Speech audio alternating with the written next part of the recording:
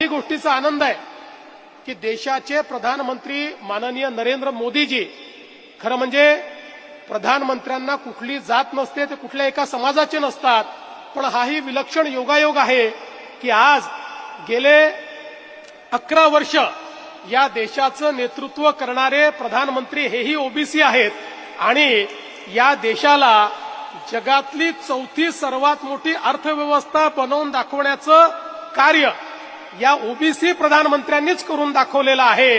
हे देखील मला असं वाटतं अत्यंत महत्वाचं आहे आणि म्हणूनच ओबीसी समाजाच्या संवेदना समजून घेत मोदीजींनी जातनिहाय जनगणनेचा विषय असेल तो पूर्ण केला।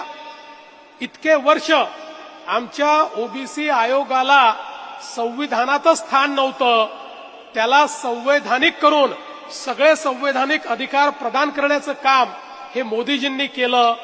आमच्या मुलांना केंद्र सरकारच्या आरक्षणामध्ये त्या ठिकाणी डॉक्टर होण्याकरता आरक्षण मिळत नव्हतं, ते आरक्षण मिळवून देण्याचं काम मोदीजींनी केलं।